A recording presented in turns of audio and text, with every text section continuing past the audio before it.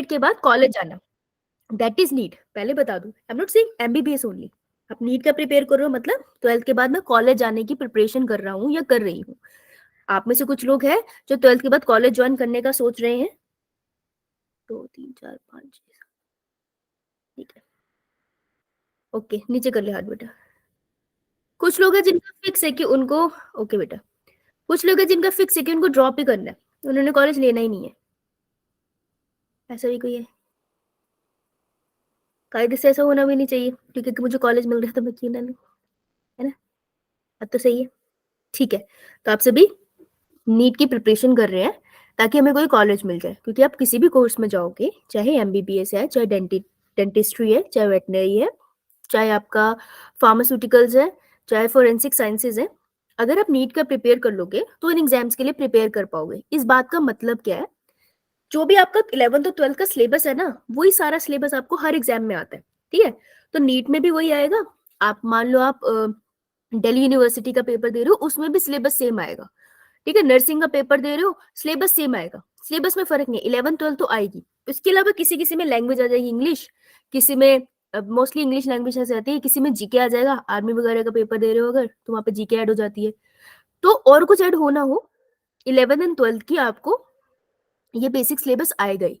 तो नीट हम क्यों प्रिपेयर करते हैं, ताकि हम 12th के बाद जितने भी मेडिकल से रिलेटेड एंट्रेंस एग्जामिनेशंस है उसमें अपीयर करने लायक बन जाए, इसलिए हम नीट का प्रिपेयर करते हैं। क्योंकि नीट की प्रिपरेशन सबसे डिफिकल्ट होगी यहाँ पे, तो बाकी सारे एग्जाम्स इससे नीचे आ जाते हैं इन टर्म्स ऑफ डिफिकल्टी। तो ये अगर प्रिपेयर हो गए तो ये तो ऑटोमेटिक प्रिपेयर हो गए ना। तो इस माइंडसेट के साथ हम नीट का प्रिपेयर करेंगे, सो दैट हम लोग 12th के बाद कॉलेजेस में एडमिशन देने के लिए किसी ना किसी में तो एलिजिबल हो जाए। ये बात क्लियर है कि हम नीट क्यों प्रिपेयर कर रहे हैं? यो मैम। ठीक है। तो कोई बच्चा है कि मुझे तो एमबीबीएस करनी नहीं है, मैं नीट क्यों कर रहा हूँ? नीट तो मैं करना ही पड़ेगा प्रिपेयर, तभी किसी मेडिकल कॉलेज में जा पाओगे।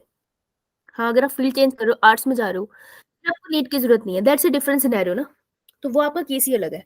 फिर आपको यहाँ कोचिंग आना भी नहीं चाहिए, क्योंकि यहाँ पे तो हम बहुत डिटेल में पढ़ाएंगे, फिर इतना डिटेल में क्यों पढ़ोगे ना, right? So what I have for today is, एक बार इसको सॉर्ट आउट कर लेते हैं कि हमारे पास कितना टाइम है, हम कितना पढ़ने वाले हैं, सो दैट हम उसी हिसाब से चले। तो अब हम फिक्स कर लेंगे और इस चीज को फ्रीज कर लेंगे। इससे पहले हमेशा मैं आपको टाइम टेबल भेजते हैं, फिर आप उसके हिसाब से हिसाब लगा लेते हो कि कितना हम पढ़ने वाले हैं, कब कौन सा टेस्ट होने वाला है, उस हिसाब से अपना टाइम टेबल सेट करते हो। पर now new year has come, 2024 start हो गया। नीट का पेपर कौन से मंथ में होता है? May 5। मई को, हाँ। तो मई में पेपर होगा, राइट? तो अगर 5 मई को है तो 4 मई तक का आपके पास टाइम है, मैं उसको कंसीडर नहीं कर रही। वो पैनिक में भी चला जाता है ना 4 दिन, बच्चे घबरा भी तो जाता है इंसान। तो हमारे पास कितने मंथ बचे प्रिपरेशन की? 4। 4 मंथ्स बच गए हमारे पास प्रिपरेशन के, करेक्ट? राइट। तो उन 4 मंथ्स में मैं क्या पढूं दैट एक्चुअली मेरा नीट प्रिपरेशन हो, रेदर देन मैं बस पढ़ते चले जा रही हूँ। तुम्हारा स्कूल का सिलेबस थोड़ी है जो मुझे कंप्लीट कराना है, तो तुम्हें नीट का पढ़ा रही हूँ ना। तो इसको हम लोग सॉर्ट आउट कर लेते हैं कि हमें एग्जैक्टली क्या पढ़ना है, और फिर हम उसी पे टिके रहेंगे। क्लियर सबको हम क्या कर रहे हैं? Yes ma'am. Yo ma'am. Screen दिख रही है? Yo ma'am. Yo ma'am. तो बेटा आज हम साथ में बनाएंगे what we gonna study, right? कैसे हम पढ़ने वाले, ताकि तुमको भी सेंस बने कि ये चीज सही है या नहीं है, कौन सी चीजें आपको खुद पढ़ के आनी है, कौन सी चीजें मैंने आपको पढ़ानी है, ठीक है? तो एक तो मंथ है जनवरी, फरवरी, मार्च में आपके बोर्ड्स होंगे। Yes ma'am. Yo ma'am. Boards के टाइम पे आप 12th पढ़ोगे, यो मैम। है ना? अगर आप बोर्ड्स के टाइम पे 12th पढ़ोगे तो उसी 12th में से तो नीट का पेपर आता है ना। हम मानते हैं कि एक्स्ट्रा भी आता है, लेकिन मेन तो एनसीईआरटी लेवल का ही आता है। तो आपकी 12th वहां तो रिवाइज हो जाएगी ना बोर्ड्स के टाइम पे। यो मैम। तो मैं कह सकती हूँ बोर्ड्स के टाइम पे 12th ग्रेड, जो 12th ग्रेड की रिवीजन हो जाएगी पूरी, करेक्ट? तुम चाहो या ना चाहो, स्कूल के लिए तुम्हें रिवाइज तो करना ही पड़ेगा ना। तो 12th ग्रेड की रिवीजन मैंने मार्च में रख दी। अब मेरे पास पता है जनवरी, इसके बाद मेरे पास कौन सा मंथ बचा? February। February, right? और फिर मार्च। अप्रैल का क्या सीन है? अप्रैल में आपका चलता है crash course. So what is crash courses? आपका अप्रैल 1 से स्टार्ट हो जाएगा वो, और आपका लास्ट तक चलेगा, लास्ट अप्रैल तक चलता है, ठीक है? तो अप्रैल में जब वो स्टार्ट होता है ना, उस दिन आपके लेक्चर होते हैं 3 आवर के। लगभग बायो का लेक्चर एक 3 घंटे का तो जाता ही है, जिसमें 1 घंटा हम थ्योरी रिवाइज करते हैं, उसके बाद ब्रेक होती है, फिर हम 2 घंटे पीवाईक्यूज लगाते हैं, असर्शन रीजंस हो गए या फिर सिर्फ नीड स्पेसिफिक क्वेश्चंस हो गए। तो जो रिवीजन वाला अप्रैल आता है ना, उसमें 11th एंड 12th दोनों रिवाइज होती है। तो तुमको समझो कि हर रोज ऑब्वियसली 3 घंटे का लेक्चर होगा, तभी तो 11th 12th कर पाओगे। तो 15 दिन 11th रिवाइज करोगे, 15 दिन 12th रिवाइज करोगे, तब जाके वो मंथ खत्म होता है। ठीक है, तो अप्रैल में तो रिवीजन का आपका चलेगा ही, तो आपने जितना पढ़ा है वो सब अप्रैल में कंबाइन हो जाएगा। दैट मीन्स अप्रैल तक आपने एक बार सब कुछ पढ़ा होना चाहिए, मेन चीजें। दूसरा, आपका नोट्स प्रिपेयर होने चाहिए, क्योंकि जब आपके नोट्स प्रिपेयर होंगे तभी आप उनको शॉर्ट बना सकते हो। ये बात समझ आई? ये मैम। जैसे अगर फॉर एग्जाम्पल अगर मैं बोलूं कि तुम अपने घर से स्कूल जाते हो ना स्कूल, ये मैम। है ना? ये मैम। स्कूल पास होगा, लेकिन मोस्टली बच्चों का स्कूल थोड़ा दूर होगा। अब एक बार स्कूल जाओगे तब आपको थोड़ा रास्ता समझ आना स्टार्ट होगा। मान लो उसमें बहुत सारे मोड़ है, फिर सेकंड टाइम स्कूल जाओगे तो एक आध मोड़ भूल जाओगे, लेकिन फिर याद हो जाएगा। थर्ड टाइम स्कूल जाओगे तुमको और अच्छे से याद होगा। अब जब तुम फर्स्ट टाइम स्कूल गए थे, तुम स्कूल से आए, मैं तुमसे पूछूं कैसे गया था, तो तुम मुझे ऐसे बताओगे कि वहां से सीधा गए थे, फिर एक जगह लेफ्ट था, एक जगह राइट था। लेकिन यही चीज मैं तुमसे थर्ड डे पूछूंगी ना, तो तुम मुझे ज्यादा स्पेसिफिक बताओगे कि स्ट्रेट जाना है, 3 लेफ्ट आएंगे, उसके बाद सेकंड राइट होगा। तुमने बहुत स्पेसिफिक आंसर दिया ना मुझे, तो मैं एकदम एग्जैक्टली स्कूल जाके रुकी। तो अगर आप नोट्स बनाओगे ना, तो पहले आपके बहुत सारा कंटेंट होगा, लेकिन जब हम अप्रैल में रिवीजन करेंगे ना, मैं आपको उसी का फ्लो चार्ट बनवा दूंगी। फ्लो चार्ट वाली बुक्स भी आती है, लेकिन उनको कोई फायदा नहीं होता। दूसरे टीचर्स भी अपना नोट्स देते हैं, उसका भी फायदा नहीं होता, क्योंकि आपने खुद नहीं बनाया। खुद बनाना जरूरी है और समझ के बनाना जरूरी है। क्या बेटा?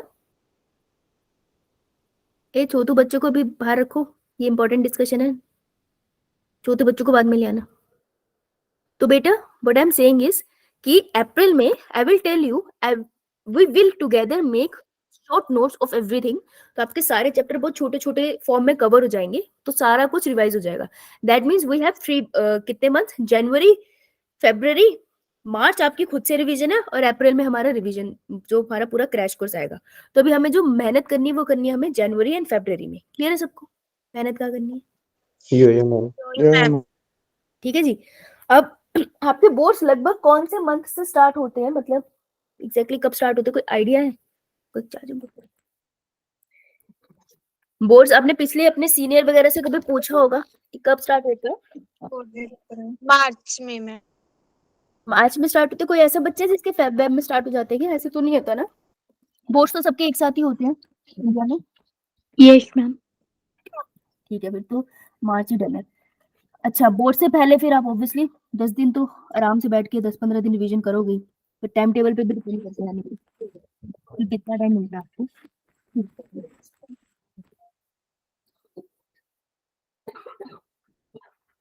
तो यार मैं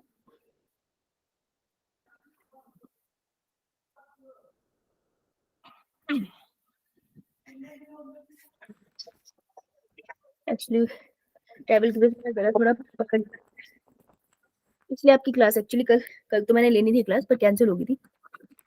मैं अमृतसर से आई थी, उसके बाद चंडीगढ़ गई, तो अमृतसर में बहुत ठंड थी, चंडीगढ़ में थोड़ी कम थी, लेकिन अमृतसर और चंडीगढ़ की ठंड बहुत अलग थी, तो मेरे थोड़ा सर पे चढ़ गई। एनीवेज, अभी तुमको आवाज आ रही है? ये मैम।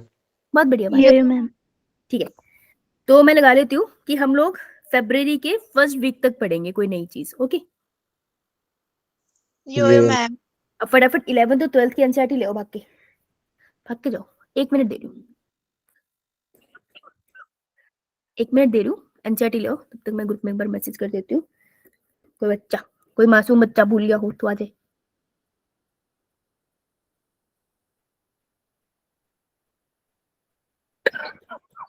11th एंड 12th की एनसीईआरटी ले आओ, मजे आएंगे तुम्हारे। आज तो मैं भी लेके बैठी हूँ।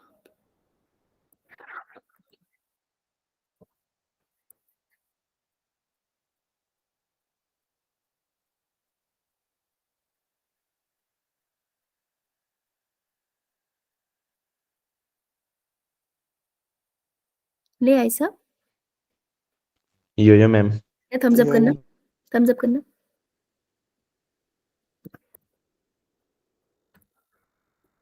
जो जो ले आए हैं। अच्छा, यहाँ कर रहे हो, मैं कहीं और देख रही थी। ओके, नीट 2 है ना तुम्हारा? यो ma'am. Yo-yo, ma'am. Ma'am.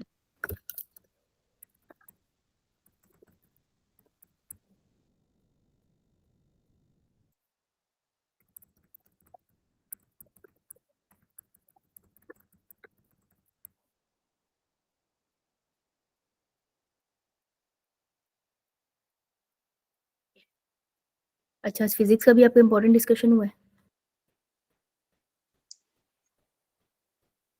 Alright, screen दिख रही है? अच्छा, केमिस्ट्री था। यो मैम। Yo-yo, ma'am. स्क्रीन दिख रही है?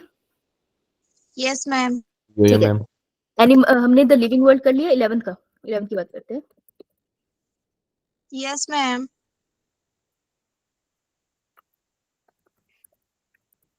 अबे फिर से चपेड़े मत खा लेना। इंडेक्स खोल के बताओ, लिविंग वर्ल्ड करा था? टेक्सोनॉमी? यो No, ma'am. ma'am. Yo-yo, ma'am. फिर बोलना है। इसका सब टॉपिक नहीं लिख रही क्योंकि ये टॉपिक हम कर चुके हैं। उसके बाद कौन सा चैप्टर करा हमने? Biological Biological classification. classification. Logical classification हम कर चुके हैं। तुमको लग रहा है ना कि इन सबका फर्क नहीं पड़ता? जब मैं तुम्हें रिवाइज कराऊंगी, यू विल रियलाइज कि बहुत फर्क पड़ता है क्लास लगाने का और पहली बार किसी चीज को पढ़ने का। There is a difference. इसके बाद हमने स्ट्रक्चरल ऑर्गेनाइजेशन इन एनिमल करा। Yo ma'am. ये कब कर लिया बे? मैम एनिमल किंगडम करा है इसके बाद। हाँ, Kingdom. एनिमल किंगडम करा है। ये कौन बोलगी? गलत बोली बेटी। हमें तो करना है अभी। हाँ, तो हमने करा था एनिमल किंगडम, वो कर लिया हमने। वो तो काफी डिटेल में हो गया था। स्ट्रक्चरल ऑर्गेनाइजेशन इन एनिमल रहता है हमारा, करेक्ट? जिसके यस पास मैम। नई एनसीईआरटी है, मुझे टॉपिक देख के बताओ, क्या उसमें टिश्यू वाला पार्ट मेंशन है? मैम नहीं है उसमें। उसमें सिर्फ फ्रॉग मेंशन है, राइट? Yes ma'am. तो बेटा इसमें हमें जो करना है दैट इज फ्रॉग। ओके, अब यूट्यूब में बहुत से चैनल बहुत कुछ बोल रहे हैं, अभी के लिए यहाँ फोकस करते हैं। तो हमें फ्रॉग वाला पार्ट करना है। जिसके पास पुरानी एनसीईआरटी है वहां पे टिश्यू वाला पार्ट भी मेंशन होगा। तो टिश्यू वाला पार्ट जब हम ह्यूमन फिजियोलॉजी करते हैं तो ह्यूमन फिजियोलॉजी के डिफरेंट पार्ट्स को स्टडी करते हुए हम कवर कर लेते हैं कि ट्रैकिया के अंदर किस टाइप का टिश्यू मिल जाता है आपको। सिलिएटेड होता है, कॉलमनर होता है, स्क्वामस एपिथेलियम होता है, राइट? तो जैसे जैसे आप बॉडी पढ़ोगे ह्यूमन की, उसी के साथ आप लोग थोड़ा थोड़ा टिश्यू कर लोगे, ज्यादा टिश्यू आपको आएगा नहीं। स्ट्रक्चरल ऑर्गेनाइजेशन इन एनिमल्स में आपको फ्रॉग वाला पार्ट पढ़ना है, तो दिस इज अ सब टॉपिक। ठीक है, तो मैंने आपको सब टॉपिक यहाँ लिख दिए। अब इसके साथ आपको मैं दो चीजें बता रही हूँ कि हम कैसे पढ़ेंगे। देखो, अगर कोई भी एंट्रेंस क्रैक करना है, अगर आप सेल्फ स्टडी नहीं करोगे तो मैं के भगवान भी मदद नहीं कर सकते आपकी। किसी भी ट्यूशन चले जाओ, कुछ भी कर लो, चाहे तुम्हारे पेरेंट्स तुमको खुद भी पढ़ाते हो, अगर तुम खुद से नहीं पढ़ोगे ना तो यार तुम्हारे साथ हम कुछ नहीं कर सकते ना। मैं खुद ही मना कर दूं कि मेरे को पढ़ना ही नहीं है, तो मेरे को कैसे कोई पढ़ा सकता है? तो अगर तुमने खुद से सेल्फ स्टडी नहीं करी तो मैं नीट नहीं करा सकती, लेकिन तुम सेल्फ स्टडी करोगे तो मैं इंश्योर कर सकती हूँ कि तुम इतना प्रिपेयर हो जाओ कि नीट दे आओ। ये मैं एक्सपीरियंस से कह सकती हूँ। ठीक है, सो आपको सेल्फ स्टडी करनी पड़ेगी और कोई रास्ता नहीं है। अभी आपके कितने मंथ रह गए? जनवरी, फरवरी, मार्च, अप्रैल, 4 तो महीने रह गए। 4 महीने में अगर तुम हॉलीडेज के दिन पे पढ़ लोगे तो आने वाली जिंदगी के 5-6 साल सेट हो जाएंगे बहुत अच्छे से। तो तुम सोचो 4 महीने की इन्वेस्टमेंट तो अच्छी है ना? नहीं तो तुम पूरा साल परेशान रहोगे कि हमारे मार्क्स नहीं आ रहे, हम एडमिशन के लिए कहाँ जाए। हर साल ऐसे बच्चे आते हैं जिनके मार्क्स बहुत कम आते हैं, फिर उनको कहीं एडमिशन नहीं मिलती और बच्चे बहुत परेशान होते हैं। कुछ प्राइवेट ले लेते हैं, पेरेंट्स अफोर्ड कर सकते हैं, मैक्सिमम बच्चे जाते हैं फिर कुछ ना करने के लिए, तो वो फोर्सफुली क्या करते हैं, ड्रॉप लेते हैं, क्योंकि ऑप्शन नहीं है ना। किसी कॉलेज तो जाना है, क्या करे, तो उनको ड्रॉप लेना पड़ता है। वो लेना नहीं चाहते हैं, ड्रॉप लेना पड़ता है उनको। फिर अगले साल फिर वो मेहनत करते हैं, फिर जाके उनका एक तो कॉन्फिडेंस टूट जाता है कि इस साल नहीं आए नंबर। फिर अगले साल जाके कुछ कुछ बच्चों का निकलता है, नहीं तो आसपास के कॉलेज में एडमिशन ले लेते हैं। आसपास के कॉलेज में एडमिशन लेना गलत नहीं है, लेकिन हार के एडमिशन लेना ना, फिर वो आपकी ना मोटिवेशन को बहुत तोड़ता है। As a person self respect बहुत हर्ट करता है, राइट? तो इसको बचाने का सिर्फ यही तरीका है कि आपको सेल्फ स्टडी करनी पड़ेगी। आप चाहे टॉपर रहे हो या नहीं रहे हो, अगर आप सेल्फ स्टडी करोगे तो आप ये एग्जाम क्रैक कर सकते हो। नीट क्रैक करने के लिए टॉपर होना जरूरी नहीं है। नीट कोई भी एंट्रेंस क्रैक करने के लिए मेहनत करना सही तरीके से वो जरूरी है। इसलिए आप कभी देखना कि आप यूपीएससी की स्टोरी सुनना कि काफी लोगों की मिलेगी जो स्कूल में या तो ड्रॉपर्स थे, या फिर बहुत अच्छे मार्क्स नहीं आते थे, या फिर ऐसे बैकग्राउंड से जहाँ एजुकेशन को उतना सपोर्ट नहीं करते थे। अब वो यूपीएससी क्रैक कर गए। UPSC is the toughest exam in India, जिससे आप ऑफिसर बनते हो। आप लोगों को आइडिया है इसके बारे में? सुना UPSC? Yo-yo, ma'am. Yo-yo, ma'am. IPS officer, IAS officers, तो वो एग्जाम है, सब बहुत मुश्किल एग्जाम है वो। तो वो जो एकेडमिक्स में स्कूल में इतने वीक थे वो सडनली टॉपर्स कैसे हो गए, यूपीएससी कैसे क्रैक कर गए? इससे फर्क नहीं पड़ता ना आपके 99% आते हैं स्कूल में या 55। अगर आप सही टाइम पे सही से मेहनत कर लोगे सही डायरेक्शन में तो सब ठीक हो जाता है। तो पीछे का मैटर नहीं करता। कभी कोई पूरी जिंदगी नहीं पूछेगा 10th और 12th में कितने मार्क्स थे, ग्रेजुएशन में कितने मार्क्स थे। ये जरूर पूछेंगे कौन सी यूनिवर्सिटी से ग्रेजुएट हो, राइट? तो मेक श्योर आपकी यूनिवर्सिटी अच्छी हो, वो आपके हाथ में है, and that is with the self study only. तो आपको अब सेल्फ स्टडी करनी पड़ेगी, तभी ये 4 महीने में आप नीट की प्रिपरेशन कर सकते हैं। नीट क्रैक हो जाता है, बायो इतनी हो जाती है कि आप बहुत सारे कॉलेजेस के लिए एलिजिबल ऐसे ही हो जाते हो। तो मैं उसकी तैयारी कराने की कोशिश कर रही हूँ।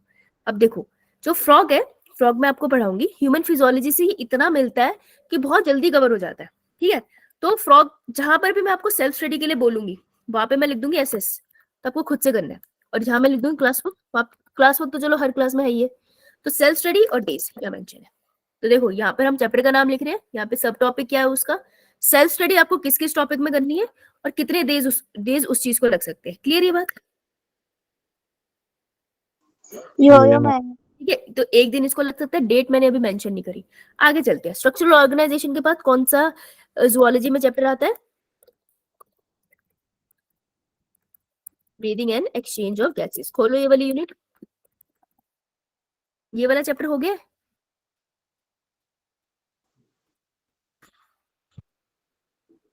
ये वाला चैप्टर हुआ है? Yes ma'am. हुआ है ना?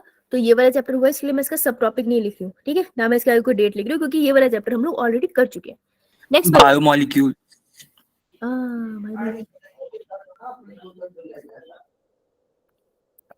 बायोमोलिक्यूल्स था, थैंक यू बेटा। बायोमोलिक्यूल्स हो गया था? यस मैम, हो गया। Yes ma'am. बहुत बढ़िया। मैम बायोमोलिक्यूल ये सर ने सेल साइकिल भी तो पढ़ाया था। बेटा मैंने नहीं पढ़ाया था, और वो बॉटनी में आता है, जू में नहीं। अभी मैं जूलॉजी लिखवा रही हूँ, वो मैंने नहीं पढ़ाया है ना। और ये जू में आता है तो मैं जू का अलग बना वो बॉटनी में आता है, मैं जू का अभी बना रही हूँ, ठीक है?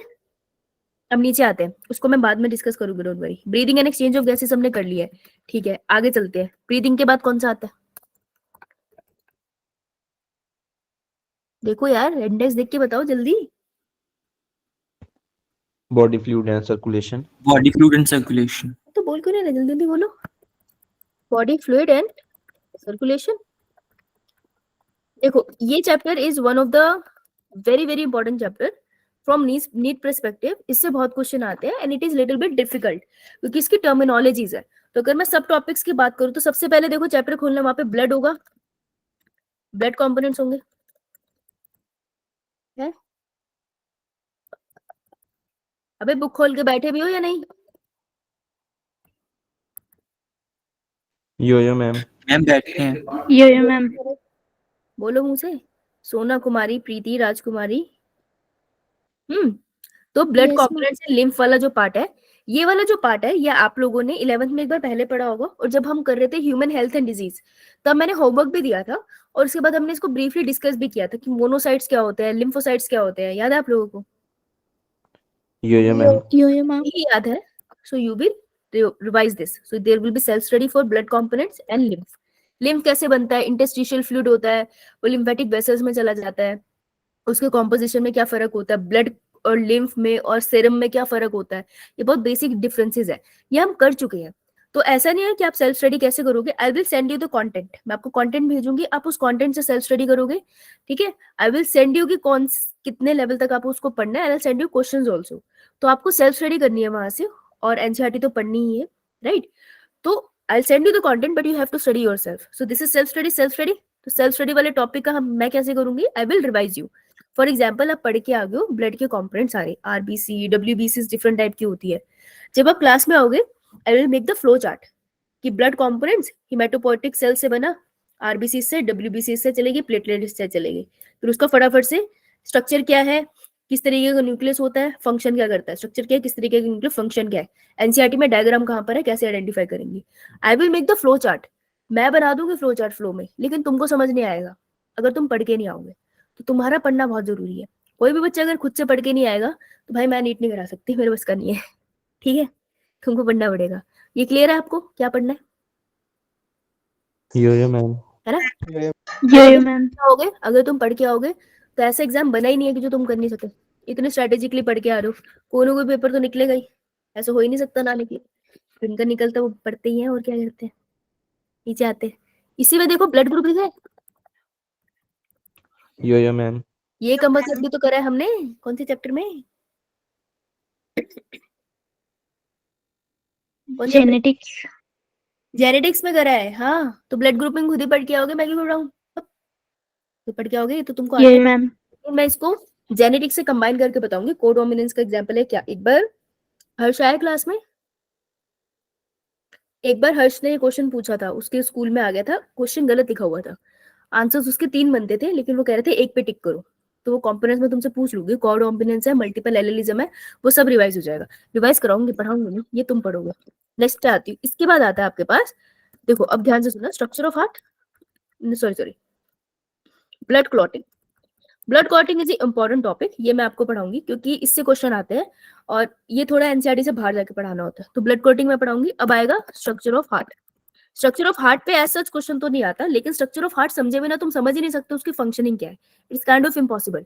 ठीक है, तो स्ट्रक्चर ऑफ हार्ट बहुत डिटेल में आता है, that I will teach you. उसके बाद आता है कार्डियक साइकिल। कार्डियक साइकिल के साथ ही हार्ट बीट कैसी होती है, लब डब कितने सेकेंड्स की होती है, ठीक है, वो सब कुछ कार्डियक साइकिल के अंदर आ जाता है। एसए नोड, एबी नोड सब इसके अंदर कवर हो जाएगा। Then you have ECG. ECG के थ्रू आपको पता चल जाता है सिस्टोल क्या होता है, डायस्टोल क्या होता है, कार्डियक साइकिल पे इंट्रोड्यूस होता है। ईसीजी में वो और ज्यादा से समझाया जाता है। लास्ट आता है आपके पास डिजीजेस। हार्ट की डिजीजेस इंपॉर्टेंट है, इसके 2 रीजन है। पहला, कोविड जाने के बाद इंडिया में हार्ट की बहुत ज्यादा डिजीज हो रही है। आप बहुत ज्यादा सुनते हो ना, हार्ट अटैक से लोगों की डेथ हो रही है। Yo ma'am. It is a kind of hot topic in medical field कि ऐसा क्यों है सडनली हार्ट पेशेंट्स इतने ज्यादा हो गए हैं। पहले नहीं था, पहले ओल्ड एज को ज्यादा होता था। आजकल आपको यंग लोग दिख जाएंगे जिनको कार्डियक अरेस्ट हो गया। तो ये सोचने की बात है कि सडनली क्या हो गया ना, जिम जाने वाला बंदा भी जा रहा है, जो फिटनेस की तरफ नहीं था उनकी भी डेथ हो रही है। तो बहुत सीरियस टॉपिक है, तो हार्ट से क्वेश्चन आने के चांसेस ज्यादा होते हैं। ठीक है, तो एग्जामिनर पेपर बना रहा है वो भी सोचेगा ना। तो डिजीजेस करेंगे। अब देखो, ब्लड क्लॉटिंग और स्ट्रक्चर ऑफ हार्ट, इसके लिए एल से 1 दिन हमारा लग जाएगा। ठीक है, इसको मैं नहीं पढ़ाना है तो मैं आपको पढ़ने के लिए कह नहीं रही। कार्डियक साइकिल 1 दिन ले जाएगी, ईसीजी एंड जो डिजीजेस है वो 1 दिन ले जाएगा। राइट, अगर आप सिंसियरिटी से आ रहे हो और आप अपना होमवर्क करके आ रहे हो तो आप उसको कर लोगे। तो कितने टोटल डेज लगे? 4। 4। ठीक है, तो मेरे को बताओ आपकी क्लासेस कितने दिन होती है? मंडे होती है, लिख लेते हैं मंडे, फिर क्या आता है थर्सडे, फिर क्या आता है फ्राइडे, फिर आता है सैटरडे संडे। तो मेरे को बताओ, एक आपकी होती है एक्स्ट्रा क्लासेस मॉर्निंग वाली ना, कब कब होती है? अबे कभी उठे भी हो? कब होती है मॉर्निंग की क्लासेस? मंडे को एंड ट्यूसडे को। अब एक एक्स्ट्रा क्लास होती है ना क्लास के बाद, तो कब होती यस है? मैम। फ्राइडे। फ्राइडे और थर्सडे। सैटरडे। सैटरडे, थर्सडे और फ्राइडे होती है, सैटरडे नहीं है, कल नहीं है तेरी क्लास। और उसके बाद जो आपकी रेगुलर क्लासेस होती है, रेगुलर क्लासेस कब होती है? रोज। रोज होती है। टोटल नंबर ऑफ क्लासेस कितनी है बायो की? 10। 10। ठीक है, अब आपका टेस्ट पेपर डिस्कशन है, तो टेस्ट पेपर डिस्कशन में 2 क्लासेस तो लग जाएगी, है ना? तो टेस्ट संडे टेस्ट पेपर के लिए, संडे टेस्ट पेपर डिस्कशन कितनी क्लासेस में निकाल दूं? 2। तो टोटल कितनी क्लासेस बची? 8। थ्योरी प्लस पीवाईक्यूज के लिए आपके पास क्लासेस बचती है 8। तुम्हारे पास 8 क्लासेस बचती है जो तुमको प्रिपेयर करने में मदद करेगी। ठीक है, इतना क्लियर है सबको? तुम्हारे पास है क्या, तुम्हारे पल्ले में है क्या? यो मैम। तुम्हारे पास ये है, यहाँ तो मेहनत कर सकते हो। संडे टेस्ट पेपर डिस्कशन में तुम अपना पेपर लगा के आओगे तो तुमको फायदा है, डिस्कशन में तुम्हारे और प्रैक्टिस होती है। राइट, तो मेन एफर्ट तुम्हारे यहाँ लगने वाले हैं इसमें, थ्योरी प्लस पीवाईक्यूज जो मैं 8 दिनों में कर रहे हैं। क्लियर ये सब कि कितना पढ़ना है? आगे आ गया। यो मैम। अब कैलेंडर निकालो जरा।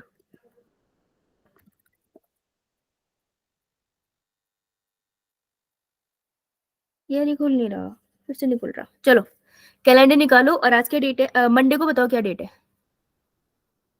8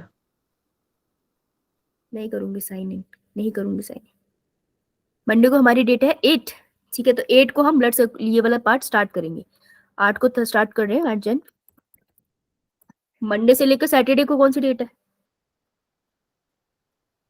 एक बात 13 बता, 8 जन से स्टार्ट कर रही हूँ और इस चैप्टर को करने में 4 दिन लग रहे हैं, तो कौन सी डेट पे खत्म हो जाएगा चैप्टर? 12 12 9 10 11, 11 नहीं हुआ, 8 9 10 11 11 हुआ ना, यो मैम। है ना। लेकिन हम 12th जन लेके चलेंगे, बिकॉज समटाइम्स कोई टॉपिक टाइम लगा लेता है, राइट। तो हम लेके चलते हैं 8 से 12 जन के बीच में हमारा ये चैप्टर खत्म हो जाएगा। 12 जन को कौन सा वार है? Friday Saturday? Friday Friday. That means we still have the Saturday, right. तो अगर ये बाई चांस रह जाए तो हम इसको और एक्सटेंड कर सकते हैं। इसको मैं क्यों एक्सटेंड करा रही हूँ? क्योंकि इसके ना पीवाईक्यूज बहुत ज्यादा है इस अकेले चैप्टर के, तो थोड़ा सा ऐसे ना आंखों से आंसू आ जाएंगे। इनकेस जल्दी हो गया तो हमारे लिए फायदा है, हम कुछ और क्वेश्चन लगा लेंगे किसी और टॉपिक के, रिवाइज कर लेंगे पिछला चैप्टर, ठीक है। तो मैं 8 to 13 जन इसको रख रही हूँ। ओके जी, क्लियर? यो मैम। बेटा next chapter yo ma'am.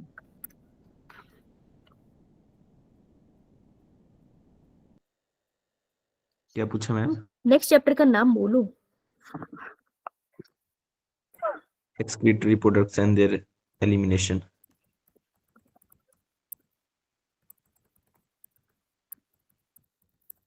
excretory products and their elimination. Okay बेटा, excretory product and their elimination. पहला पेज खोल। पहले पेज में आप देखना फर्स्ट टू सेकंड पैराग्राफ में आपको एनिमल के स्ट्रक्चर्स का कंपैरिजन होगा। स्कॉर्पियन में कौन सा मिलता है एक्सक्रीटरी सिस्टम, मिला? खोलना पड़ेगा। यो मैम। पैराग्राफ है बेटा,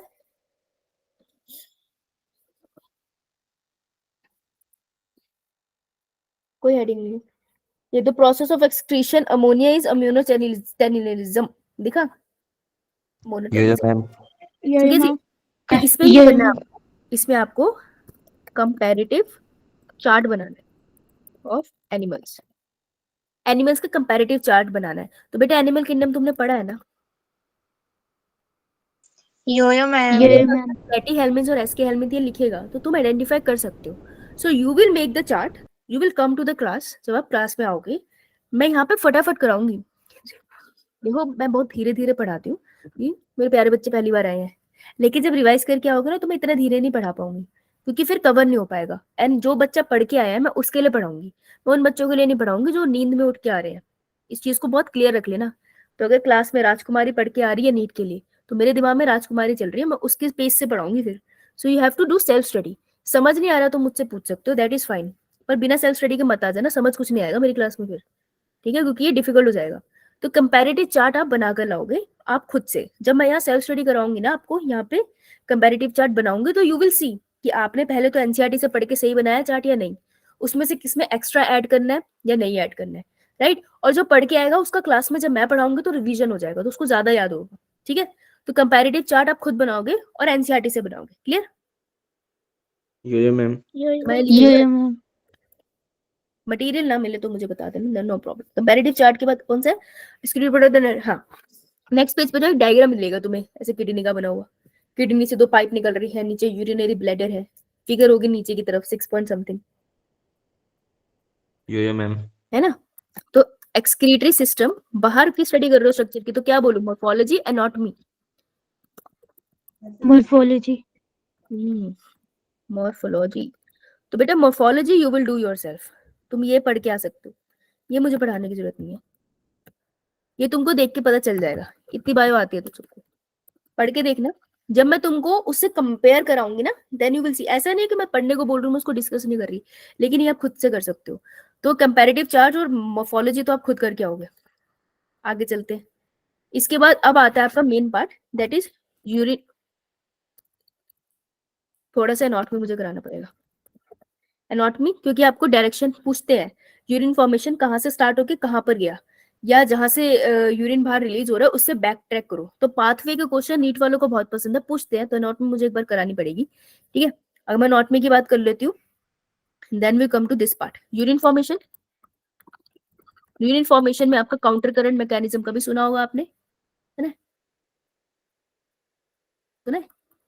काउंटर करेंगे, Yes, ma'am. है ना? इससे बहुत क्वेश्चन आते हैं। सुना है ना, नमक और चीनी का हिसाब किताब शरीर में सही होना चाहिए।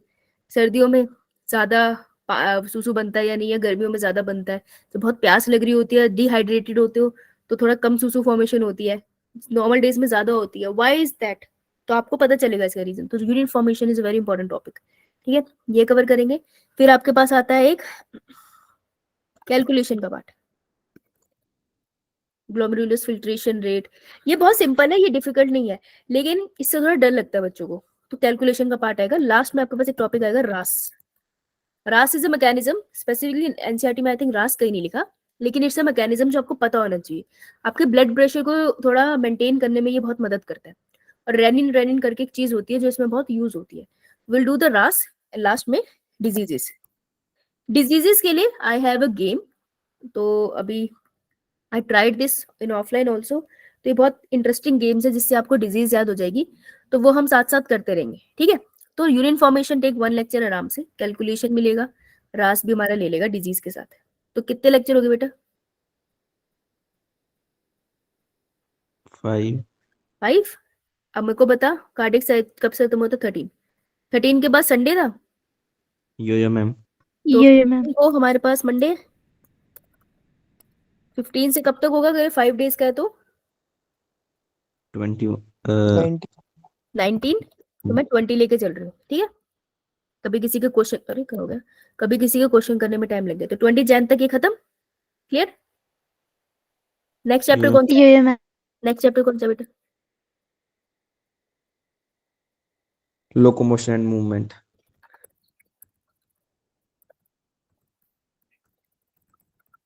अरे हो जा माता तेरी। अरे अरे अरे इतना गलत। लोकोमोशन एंड मूवमेंट, ये कैसे डिवाइडेड है? इसमें एक पार्ट आता है muscles, which take some time, ये समय लेता है थोड़ा सा। फिर एक पार्ट आता है आपका स्केलेटल सिस्टम, ठीक है, सारी बॉडी की हड्डियां आती है। फिर एक पार्ट आता है जॉइंट्स, हड्डी कैसे एक दूसरे से जुड़ी है। सबसे ज्यादा तो क्वेश्चन आता है वो जॉइंट से आता है, लेकिन अब नीट ने कुछ चैप्टर हटा दिया ना सिलेबस से। दैट मीन्स जिन चैप्टर से ज्यादा क्वेश्चन नहीं आते थे वहां से आ सकते हैं। तो अभी तक लोकोमोशन से एक क्वेश्चन आता था, या तो जॉइंट से आता था या फिर वो मसल से आता था। लेकिन अब क्योंकि पिछले चैप्टर हट गए तो मेरे को लगता है कि इससे ज्यादा क्वेश्चन बन सकते हैं। तो मसल्स को समझाऊंगी मैं, ये खुद से नहीं आएगा, ये मुझे ही समझाने देना प्लीज। एक ही टीचर से पढ़ना इसे, नहीं तो कंफ्यूज हो जाओगे। स्केलेटल सिस्टम इज समथिंग जो आप खुद करके आओगे। कैसे करोगे? I will give you the material, आपको उसी से नोट्स बनाने होंगे। फिर जब मैं उसको फ्लो चार्ट बनाऊंगी तो तुम अपने मटेरियल को उससे वेरीफाई कर सकते हो। प्लीज अंडरस्टैंड दिस कि ये आपको रटना ही है। तो रिब्स 12 पेयर है, 12 पेयर ऑफ रिब्स है। इसमें मैं तुम्हें क्या पढ़ाऊंगी? ये तो तुम खुद भी पढ़ लोगे, पढ़ के भी पता चल जाएगा ना। 12 पेयर ऑफ रिब्स, इतना तो तुम भी समझ जाओगे। तो ये मैं आपको नहीं पढ़ाऊंगी, ये आपको खुद पढ़ के आना है। मैं आपका इसका फ्लो चार्ट जरूर बनवा दूंगी। And then we have the joints, ठीक है जी? So joints are very important. इसको कंबाइन नहीं करते, जॉइंट्स को अलग रखते हैं, ठीक है? तो ये आपकी सेल्फ स्टडी है। मैं एक दिन डाल देती हूँ, कितने दिन का हुआ ये?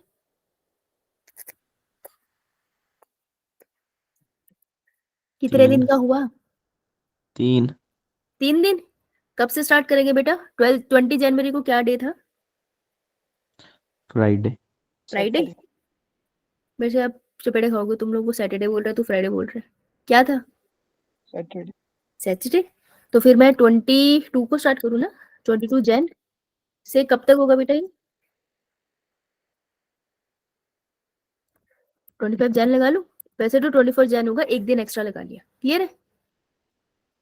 Yo-yo, ma'am. ठीक है, तो 25 जैन तक हमारा क्लियर। यो मैम। उसके बाद 26 जनवरी आ गया, छुट्टी होगी। अभी मैंने तुम्हें आज तक जिंदगी में कभी नहीं बोला ना छुट्टी के दिन पढ़ना, लेकिन 3 जनवरी, फरवरी, मार्च, अप्रैल, 4 महीने की बात है यार। 4 महीने के लिए छुट्टी के दिन पढ़ लेना, नीट क्रैक हो जाएगा, है ना? उसके बाद अच्छे से छुट्टियां मना लेना, okay? So I will tell you कि इस बार पढ़ लेना, नहीं तो तुम्हें दिक्कत होगी। लोकोमोशन के बाद कौन सा चैप्टर? बताओ। Neural control and coordination. Neural control and coordination. इसमें एक पार्ट आता है central nervous system and peripheral nervous system. Central and peripheral nervous system पिछली बैच को जब मैंने पढ़ाया था पिछली बार, तो बहुत डिटेल में पढ़ा था हम लोगों ने, ठीक है? वो उसमें इतना डिटेल में था कि एक्चुअल के ब्रेन के डायग्राम्स थे, हमारे पास स्कैन्स थे, जिसके थ्रू हम लोगों ने उसको डिटेल में पढ़ा था, बहुत ज्यादा। तो अगर मैं सजेस्ट करूंगी कि हाँ पढ़ो, इसको डिटेल में पढ़ना है। So I will send you the lectures, तो आप इसको खुद से पढ़ के आएंगे। क्यों? क्योंकि इसमें जो क्वेश्चंस आते हैं वो घूम फिर के हाइपोथैलेमस से आ जाते हैं, या फिर वो कंपैरेटिव कुछ पूछ लेते हैं। डायरेक्टली इस पार्ट से ज्यादा क्वेश्चन आते नहीं है, ठीक है? तो मैं इसमें ज्यादा टाइम वेस्ट नहीं करूंगी, लेकिन मैं आपको सेल्फ स्टडी के लिए दूंगी और उसके बाद आके मैं उसको कंपाइल करा दूंगी। तो उसके लेक्चर्स होंगे 2 से 3। आप फास्ट फॉरवर्ड स्पीड में पढ़ोगे ना तो आपको 2 से ढाई घंटे लगेंगे, इससे ज्यादा नहीं लग सकते। इतने में बहुत अच्छे से कवर हो जाएगा। और किसी से पढ़ना चाहे और किसी से पढ़ लेना, लेकिन ये वाला पार्ट आप खुद करके आओगे। इसके बाद आता है आपके पास न्यूरॉन्स। न्यूरॉन का स्ट्रक्चर, न्यूरॉन में सिग्नलिंग कैसे होती है, पल्स कैसे चलती है उसकी, ये सारे का सारा पार्ट जो है ये इंपॉर्टेंट है। इससे क्वेश्चन बनता है, बहुत मेजर क्वेश्चन बनता है इससे। तो ये मैं आपको पढ़ाऊंगी इसमें। अब इसके बाद तो और कोई आई और ईयर है इस बार, देखियो नई वाली बुक देखना। आई डोंट थिंक है, नो मैम। नहीं है ना? बस मजे हो गए फिर तुम्हारे। यही है इस चैप्टर में। कितने दिन लगे? 2 days। तो 27 जन को क्या वार है? सैटरडे। 27 जन को सैटरडे। सैटरडे को स्टार्ट होगा सैटरडे। 28 तो होगा नहीं, 29, 30 जन लगा ले। ये मैम। 30 जन तक हमारा ये वाला पार्ट खत्म। इसके बाद कौन सा चैप्टर है?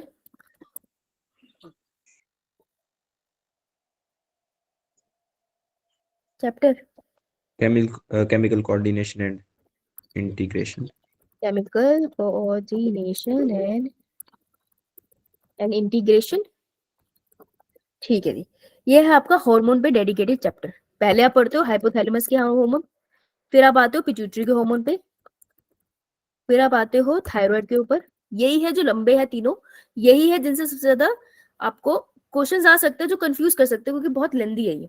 थायराइड और हाइपोथैलेमस कंफ्यूज करता है, सॉरी हाइपोथैलेमस और पिट्यूटरी कंफ्यूज करता है। थायराइड फिर भी थोड़ा सेपरेट है, क्वेश्चन बनते हैं इससे अच्छे। फिर आपके पास आता है पेनक्रियास। पेनक्रियास इंपॉर्टेंट है, इंसुलिन की बात भी करता है ये। तो इंसुलिन का आपको डाइजेशन से रिलेटेड कुछ पार्ट आ जाता है, मतलब कहीं कहीं इंसुलिन जुड़ता है। जैसे बायोटेक में हम ह्यूमुलिन बनाते थे, ठीक है, इंसुलिन वहां भी आता है। हार्मोन वाले चैप्टर में भी आता है और डाइजेशन से रिलेटेड भी होता है, तो इंसुलिन इज इंपॉर्टेंट। इसके अलावा पेनक्रियास के बाद अपने पास आता है वो एड्रीनल ग्लैंड, आता है हमारे पास गोनेड्स। और फिर आता है हमारे पास एक्शन ऑफ हार्मोन। हार्मोन कैसे वर्क करते हैं जब भी कराऊंगी, तो हार्मोन की नेचर क्या होती है उस पर क्वेश्चन बनता है, वो भी कवर हो जाएगा। तो ये जो पार्ट है ये मैं आपको साथ में करा दूंगी तो बेहतर रहेगा। तो इन दोनों को कराने में लेट्स से 1 दिन लगेगा, इसे कराने में लेट्स से 1 दिन लगेगा, एड्रीनल को कराने में अकेले को 1 दिन लग जाएगा, और लास्ट वाले को एक पूरा दिन लगेगा। कितने दिन लगे बेटा इस चैप्टर को? 4 4 days। तो 31 है क्या जनवरी में? 31 आता है? Yo yo ma'am. मैम। तो 31 जन को संडे तो नहीं है ना? No ma'am. No. क्या बार है? Wednesday. Wednesday. Wednesday Wednesday Thursday Friday Saturday. Saturday खत्म हो जाएगा। ये कौन सी डेट को खत्म हो रहा है? 3 3 ऑफ February है ना? 3 ऑफ February को खत्म हुआ। तो मैं यहाँ पे कॉलम लगा देती हूँ कि यहाँ से हमारा February स्टार्ट हो रहा है। ये मैं तुमको भेज दूंगी, ये तुम्हारे साथ ही बना है, ये तुम रखो अपने घर पे, लगाओ, हाथों से लिख लो, जैसे मर्जी करो, बट हैव इट, अपने पास रखो इसको। ये तुमको बताएगा कि तुमको कैसे प्रिपेयर करना है। टाइम टेबल नहीं बनता ना, साथ में बनाया हमने, टाइम टेबल बनता है, हमें बस बनाने की थोड़ी इच्छा होनी चाहिए। ठीक है जी। तो यहाँ से आपका फेब स्टार्ट हो गया है। तो अगर मैं लूँ तो यहाँ से लेकर कितने चैप्टर हुए? 11 है, इसमें तो कुछ तो तुम कर ही चुकी हो। तो बेसिकली सिर्फ इतने से टाइम में आप लगभग 11 चैप्टर रिवाइज कर रहे हो। अब बोलोगे मैम ऊपर वाले रिवाइज कैसे हुए?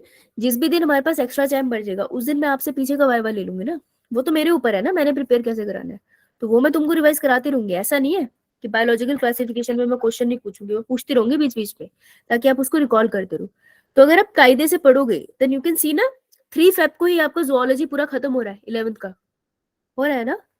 यो ma'am. Total number of chapter कितने हुए 11th के? 11। 11 चैप्टर। अब मार्च जब आएगा तो पूरी 12th कर लोगे, करनी तो पड़ेगी ना तुमको। यो मैम। बोर्ड्स में तो आती है, पूरी आती है या आधी आती है? मेरी आवाज जा रही है, पूरी आती है आधी आती है? पूरी। पूरी पूरी आती आती है। है। तो ये कहते हैं ना कि पूरी। मजबूरी में तो गधे को भी दोस्त बनाना पड़ता है, तो मजबूरी में 12th तो पढ़नी पड़ेगी। तो मार्च में 12th कर लोगे। यहाँ पे 11 चैप्टर बायोलॉजी के कर रहे हो 11th के, तो तुमको ऐसा नहीं लगता कि तुम्हारा नीट हो सकता है इतने में? यो मैम। यार मैं मानती हूँ कि 11th नहीं कराई मैंने, लेकिन अभी भी तुम्हारा नीट हो सकता है, क्योंकि तुम भूल रहे हो कि मार्च के बाद एक अप्रैल भी है। अप्रैल में तुम सबकी रिवीजन कर रहे हो। सिर्फ अगर उस टाइम में मैं तुमको बॉटनी पढ़ा दूं, मेन जिससे क्वेश्चन आता है, तो ऐसा तो नहीं है यार तुम पेपर नहीं लगा पाओगे, right? There are some topics which are so direct, तुम बदल ही नहीं सकते हो कि एक पत्ते के अंदर नसें किस तरीके से जाती है, वो फिक्स है, फाइलोटैक्सी फिक्स है वो। अगर मैंने तुमको रट्टा करा ही दिया कि वो जो घर में तूने नींबू पानी बना के पिया था ना अप्रैल में, उसके ये फीचर है, तू भूल ही नहीं पाएगा, जितनी मर्जी कोशिश कर ले, और उस पर क्वेश्चन आ जाता है। सो यू कैन सी ना कि आप अगर कायदे से भी पढ़ रहे हो तो आप आराम से 80 to 90% पेपर प्रिपेयर करके जा रहे हो। सिर्फ बॉटनी का थोड़ा सा पार्ट रह जाता है 11 का, तो ठीक है हम लोग उसको 11 को अप्रैल में कर लेंगे, पर उससे पहले हम मेजर पार्ट कर रहे हैं ना। तो अगर आप अच्छे से हर रोज अपना दिया हुआ होमवर्क कर लोगे, there is a possibility, right? उसके लिए हो सकता है आपको कभी स्कूल को थोड़ा सा बैक हैंड पे रखना पड़ेगा, कि स्कूल में थोड़े कम रेगुलर होके, या फिर आपने स्कूल का होमवर्क थोड़ा सा प्रायोरिटी पे कम रखा, देयर इज अ पॉसिबिलिटी थोड़ी सी 8 घंटे की नींद आपकी त्याग के 5 घंटे की होगी। बट अगर आप 4 महीने मेहनत करोगे तो आप बहुत अच्छे से आगे की लाइफ सेट कर लोगे, क्योंकि आपने खुद ही बनाया है ये अभी। तो थोड़ा फिजिबल लग रहा है, ये पॉसिबल है? यो यो मैम। 3 फेब था ना, ये बेटा इसको 4 फेब कर ले, 4 to 5। आज 5 ही है ना, तो 5 जैन को हम बना रहे हैं और 5 फेब तक आपका सारा खत्म हो जाएगा। हम फ्रॉग वाला पार्ट करना भूल गए, ठीक है? तो there is a high possibility that you can crack NEET. Hypothetical नहीं है, एक्चुअल में फिजिबल है। और अगर आप इतना करके आओगे you will be able to crack NEET. जो करते हैं वो भी पढ़ते ही है और कुछ नहीं करते। तो ऐसा नहीं होता शिद्दत से 1 साल ही पढ़ना होता, 2 साल पढ़ना होता है, आपको शिद्दत से सही तरीके से पढ़ना होता है। तो 4 मंथ भी सही तरीके से पढ़ लोगे, आपसे क्रैक हो जाएगा। ये फिजिबल है because we have 10 lectures together, जिसमें से अगर मैं 2 पे क्वेश्चन भी करा रही हूँ तो भी तो रिवीजन होगा ही ना तुम्हारा, संडे टेस्ट पे तो आता ही रहेगा, राइट? तो 8 लेक्चर्स पे हम हर रोज कोशिश करेंगे, that will crack NEET. Clear है सबको? Yo ma'am. चलो अब मैं पोल रन कर रही हूँ, मेरे को एक बार फटाफट इसका आंसर बताओ। बेटा आपसे लेक्चर सिर्फ उन्हीं के लिए जो नीट के लिए प्रिपरेशन कर रहे हैं, मजे के लिए आ रहे हो तो छोड़ दो, थक जाओगे। बिना पढ़े मत आना, मजा नहीं आएगा तुम्हें। पोल पोल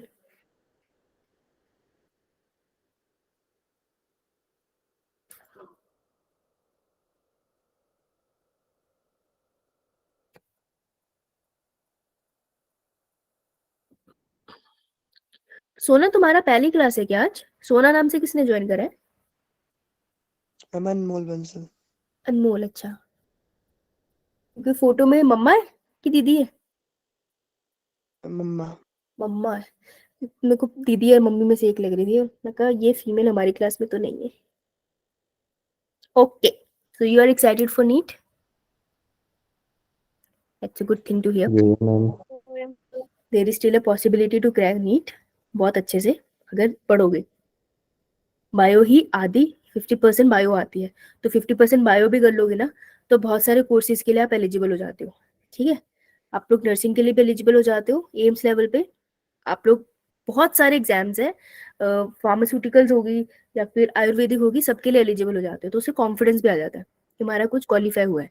360 मार्क्स की बायो आती है, 300 नंबर भी आते हैं, तो बहुत अच्छी परसेंटेज आ जाती है। समझ रहे हो? 300 नंबर अकेले, तुम फिजिक्स केमिस्ट्री में कुछ तो कर ही लोगे।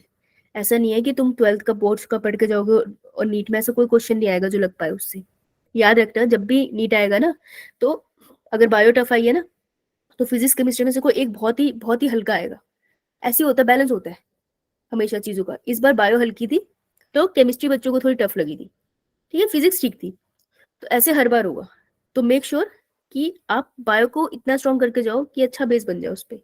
अब तुम इतना रिवाइज करोगे तो बन ही जाएगा। अब 5 फरवरी के बाद हम क्या करेंगे वो तो मैंने बताया नहीं। जनवरी फिक्स है हमारा, मार्च फिक्स है, कि उसमें आपका स्कूल का चलेगा, तो आई थिंक आपकी क्लासेस भी नहीं होगी उस टाइम। अप्रैल भी फिक्स है कि 11th-12th पूरी रिवाइज होगी। तो फरवरी में क्या होगा, फरवरी में हमने जितना पढ़ा है ना हम वो सब रिवाइज करेंगे। तो अगर आपको बोर्ड्स की टेंशन है तो बोर्ड्स का भी हम तब रिवाइज करेंगे, ऐसा नहीं है कि रिवाइज नहीं करेंगे, ठीक है, क्योंकि उससे भी तो आपका नीट का क्वेश्चन आएंगे ना, तो हम क्वेश्चन के फॉर्मेट में रिवाइज करेंगे। मैं एजर्शन रीजन ले आऊंगी टॉपिक्स के ऊपर, उसको लगा के उसको रिवाइज करेंगे। तो तुम्हारा नीट भी हो गया और तुम्हारा स्कूल का भी हो गया। जहां से रहा थ्योरी राइटिंग की प्रॉब्लम, तो थ्योरी राइटिंग तो हमने पिछली बार भी करी थी, तुम लोगों ने करी थी, तुम्हारी क्लास ने, ये उससे मदद हुई थी आकांक्षा कुछ, मैम। है ना। तो इस बार फिर से कर लेंगे। अगर तुमको लगता है आंसर राइटिंग नहीं आती है, डायग्राम समझ नहीं आते कैसे लिखने हैं, तो हम दोबारा कर लेंगे, इसमें कौन सी बड़ी बात है। मेरे पास ट्यूशन पर तो मेरे से ही पूछोगे कि मैडम नंबर कैसे खींचे गए, तो मैं तो तुमको बोलती हूँ हमेशा नंबर खींचने का ही सोचो। So we'll do that, but just make sure that you will be regular in your classes. जब क्लासेस कैंसिल हो रही है, आपके पास टाइम टेबल है ना, आप अपना टाइम टेबल अब फॉलो करना, ठीक है। तो डोंट वेट कोई और आगे आपको बताए, आप अपना टाइम टेबल ही फॉलो करना, ये जो आपने खुद से बनाया है। ओके जी, मैं आपको भेज दूंगी ये मैम। ये नीट 2 का है। तो देखो मैं आपको शीट भेजूंगी ना, तो ये शीट दिख रही है ना आपको भी। ये मैम। तो बेटा मैं यहाँ लिखा है, मैं आपके सामने लिख रही हूँ, तो मैंने लिखा है नीट 2, ओके, ये आपका बैच है, ठीक है। नंबर ऑफ क्लासेस तो आप सबकी सेम है, तो ये वाला शीट यहाँ पर मिल जाएगी आपको, ठीक है, Sunday test paper discussion and all that. तो ये वाली शीट को मैं डिलीट कर रही हूँ, मैंने बस आपकी नॉलेज के लिए बनाई थी। डिलीट करो, डिलीट करो, ठीक है। तो ये होगी हमारी, मैं यहाँ पे इसको कर रही हूँ नंबर ऑफ क्लासेस, ये नंबर ऑफ क्लासेस है। और ये मेरी शीट 1 है, शीट 1 हमारे फर्स्ट बैच वालों के साथ, उनका थोड़ा सा चेंज है, ठीक है। तुम खोल के देख सकते हो, कोई दिक्कत नहीं है। उन्होंने अपने हिसाब से बनाया, तुमने अपने हिसाब से बनाया, डेट्स का थोड़ा फर्क होगा। तो तुमको इस पे जाना है, नहीं तो यहाँ पे जाओगे ना हॉरिजॉन्टल लाइंस पे, तो नीट 2 टाइम टेबल पे जाना और ये देख लेना कितने दिन लग रहे हैं। सेल्फ स्टडी के लिए मुझे एसएस कहाँ पर लिखा है भाई, वहां मुझे करना ही है, और इसी डेट को होना है। अगर आप अपनी डेट से थोड़ा आगे चलोगे दैट वुड बी बेटर, आप लोगों के लिए अच्छा है। बाकी आपकी मर्जी है। डेट का कॉलम मैं इधर कर देती हूँ, थोड़ा सा मैं शीट को भी एडिट कर देती हूँ, सुंदर सी बना देती हूँ, तो तुमको और अच्छी लगेगी, ठीक है। ये मैम। तो हम कल क्या करेंगे, कल विल डू क्वेश्चन प्रैक्टिस, जो आपका वो था ना respiration breathing and exchange of gases वाला चैप्टर, उस चैप्टर की आपकी ना वो नहीं हुई है, क्वेश्चन प्रैक्टिस मेरी ज्यादा हुई नहीं थी। तो कल हम लोग उस चैप्टर की क्वेश्चन प्रैक्टिस करेंगे एंड मंडे से we will start our fresh, ठीक है। मंडे से एकदम फ्रेश स्टार्ट करेंगे और अच्छे से अपना प्रिपरेशन आगे की करेंगे जो हमने यहाँ पे डिसाइड करा है। क्लियर यो मैम। बेटा? कोई बच्चा जिसको डाउट नहीं, तो आज जाना, बैठना, अपना टाइम टेबल को थोड़ा सेट करना, इसको लिखो, सेट करो, अपने माइंड को क्लियर करो। एंड मैं अब रिकॉर्डिंग कर सकती हूँ। एंड डोंट वरी कि देखो एम ऐसे फिक्स करना कि you are preparing for NEET. ध्यान से सुनना, 5 मिनट का है फिर भाग जाना, कोई बात नहीं। You are preparing for NEET, तो ऐसा जरूरी नहीं है कि आप डॉक्टर ही बनोगे। तो डोंट फील लाइक कि मेरे को कार्डियोलॉजिस्ट ही बनना है और फिर दिल में लेके बैठ गई, और फिर नीट का रिजल्ट आया तो दिल बैठ गया, है ना। ऐसा नहीं करना है। You are preparing for NEET, तो आप एंट्रेंस का प्रिपेयर कर रहे हो एंड आप चाहते हो कि 12th के बाद आपका एंट्रेंस क्रैक हो, ताकि आपको एक अच्छे कॉलेज में एडमिशन मिल जाए, तो लाइफ एक अच्छे ट्रैक पे जाए। देयर इज अ पॉसिबिलिटी कि आप पूरी मेहनत करो लेकिन आपको वो ना मिले जो आप चाहते हो। तो अपने माइंड पे एक चीज क्लियर रखना, you are not preparing to become MBBS और बीडीएस और veterinary, you are preparing for India के entrance exam, then will find out हमारे लिए क्या सूटेबल है। इस चीज को अपने बैक हैंड पे क्लियर करके चलना। कभी कभार हम प्लान करते हैं, चीजें प्लान से थोड़ी अलग हो जाती है, इसका मतलब ये नहीं हम प्लान करना छोड़ देते हैं, हम प्लान हमेशा करते हैं, राइट। तो एंट्रेंस की तैयारी करने का अपना मजा होता है। आप जब 4 महीने के बाद बाहर निकलोगे ना and you will meet other student also, then will see कि उसमें और मेरे आईक्यू में कितना फर्क है, वो आपको बहुत मदद करेगा। समझ आई ये बात? यो मैम। समझ तो नहीं आई, टाइम के साथ समझ आ जाएगी। पर जस्ट मेक श्योर कि अगर आपको सोसाइटी से प्रेशर आता है ना, पड़ोस वाली आंटी बोल रही थी आपकी लड़की तो नीट की तैयारी कर रही है, या चाचा जी के बेटे ने टॉप किया था तो उसकी पिक्चर आई थी न्यूज़पेपर में और तुम पर प्रेशर पड़ गया है कि वो वहां पर डॉक्टर लगाया तो तुमने यह किया, इन प्रेशर्स को यहाँ मत लेना, इसको हटा देना। तुम्हारी कहानी अलग है, तुम्हारे टाइम पेपर अलग है, तुम्हारे टाइम दुविधाएं भी अलग है, और कंपटीशन भी बहुत ज्यादा है, राइट? तो किसी और का प्रेशर नहीं लेना, जस्ट अपने पे फोकस करना है। तुमको